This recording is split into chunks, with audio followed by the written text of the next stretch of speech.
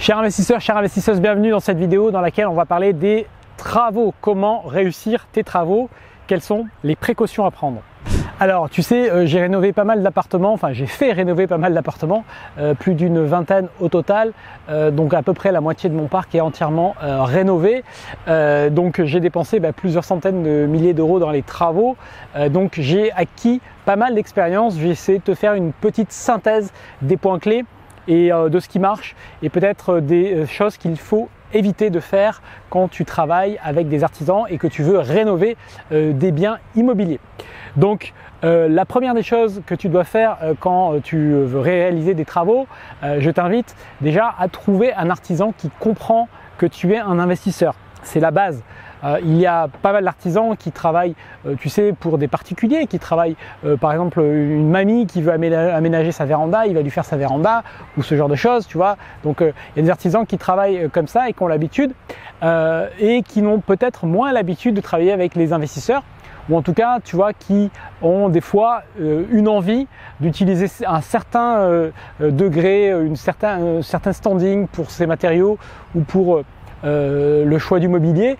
Donc là, tu vois, tu vas voir très vite si l'artisan comprend que tu fais de la location. Après, tout dépend du niveau de finition que tu vises selon tes projets, mais il faut qu'il comprenne très vite ce que tu attends. Donc, il faut que tu sois en mesure, toi, d'être clair sur ce que tu veux, de lui expliquer et de voir s'il a bien compris.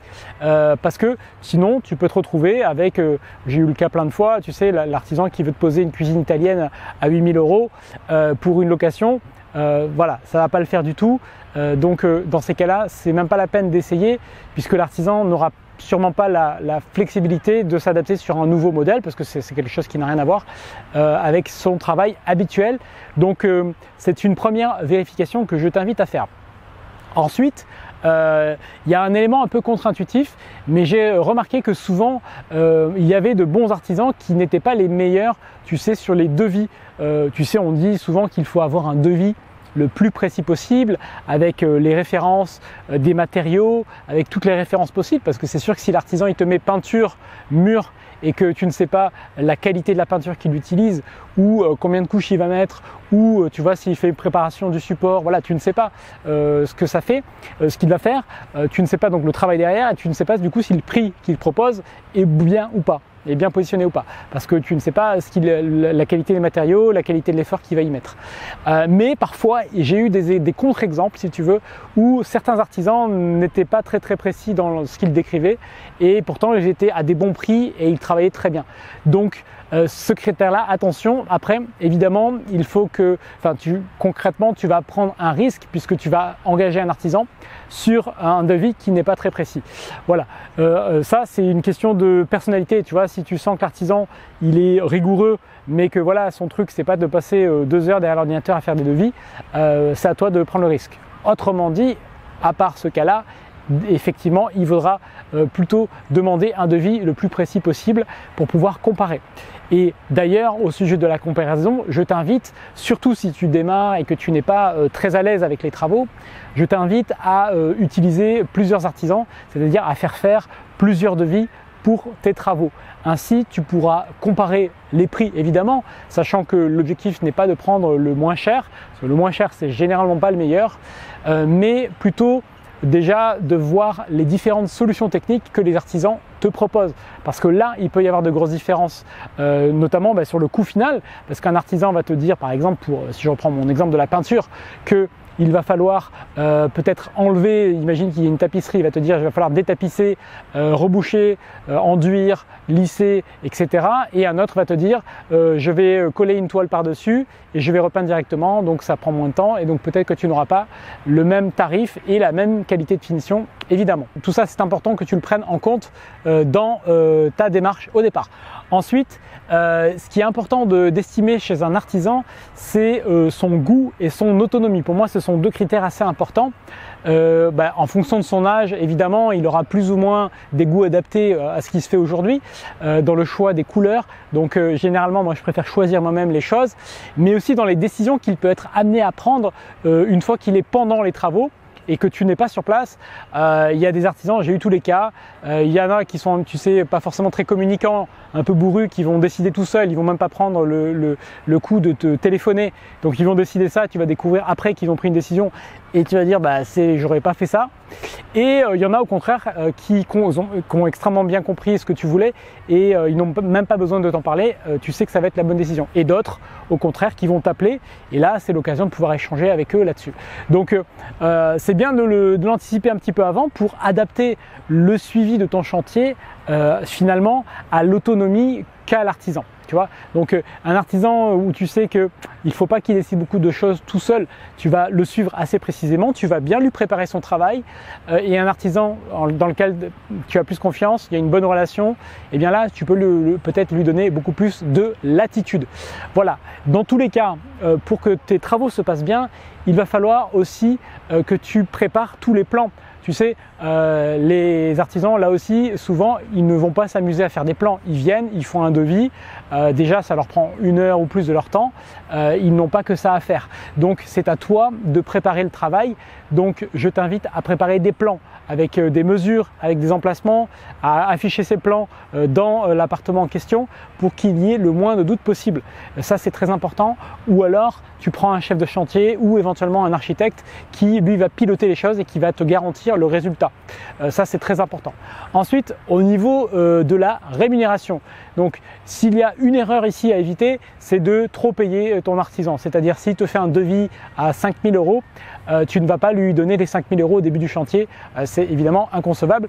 Généralement, c'est découpé en morceaux et tu vas donner peut-être 30 % au départ, mais guère plus. Le but étant très clairement que déjà tu ne payes pas l'artisan et qu'il se barre avec ton fric, qu'il te fasse ses travaux. C'est aussi une manière de s'assurer que l'artisan il ait une gestion et des finances qui soient saines, pas qu'il te demande un acompte pour payer les matériaux pour finir un autre chantier, parce que ça je l'ai déjà vu aussi. Et enfin, dernier aspect, c'est pour t'assurer qu'il va bien finir ton chantier. Donc je te recommande ici de faire ce qui s'appelle une réception de chantier. Donc quand l'artisan te dit j'ai fini, il faut que tu ailles voir et que tu contrôles que tout ce qui a été fait est conforme à ce que tu as demandé. Voilà. Évidemment, si tu vas régulièrement sur le chantier, tu pourras corriger le tir sur certaines petites choses au fil de l'eau. Ça sera plus simple pour l'artisan, pour toi, que de lui demander de refaire des grandes choses à la fin. Donc n'hésite pas à faire des remarques pendant le chantier.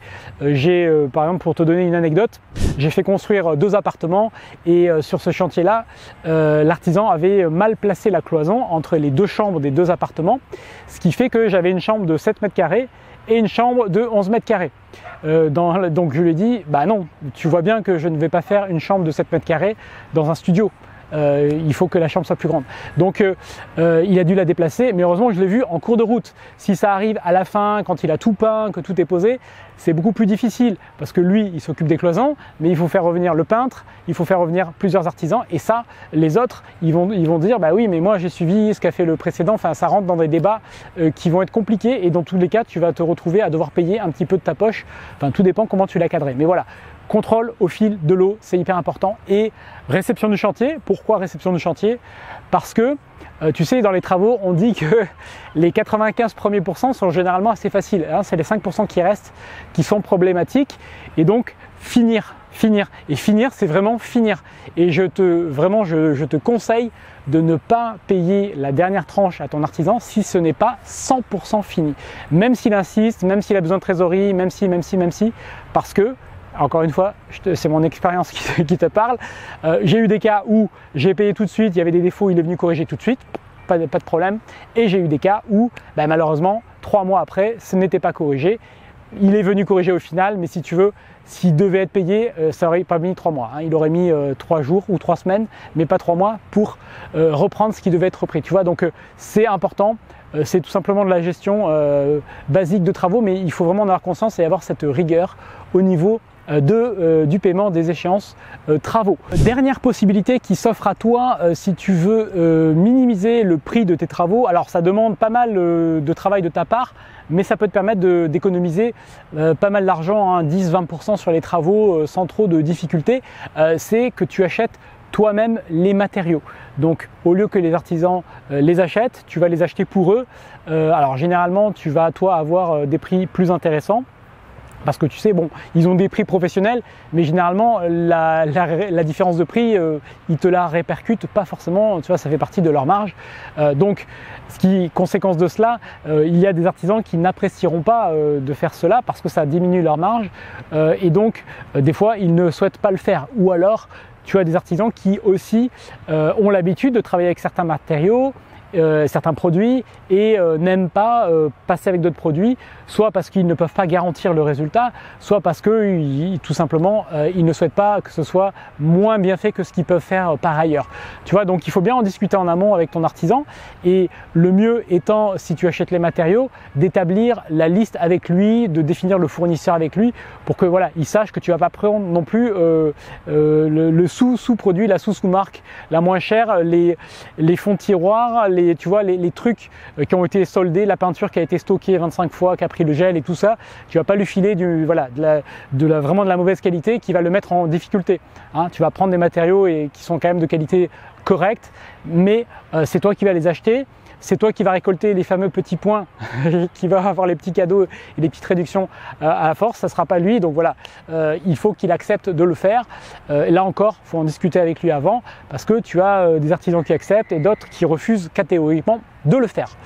Voilà ce que je voulais te partager tu vois que les travaux c'est une étape importante. Donc bon, si tu veux en savoir plus sur les travaux, je t'invite à regarder dans la description, je te mettrai un lien vers mon programme d'accompagnement. J'ai un module complet sur les travaux de A à Z avec des idées de décoration. Je te recommande même une liste de matériaux, de fournisseurs, je te recommande plein de choses, fruit de mon expérience sur ce qui est le meilleur rapport qualité-prix, ce qui tient dans le temps, ce qui fait le meilleur effet waouh pour ton locataire et pour l'effet waouh pour ton cash flow aussi. Voilà, donc merci d'avoir regardé cette vidéo, j'espère que ça t'a plu et je te retrouve dans une prochaine vidéo pour de nouvelles aventures. Salut!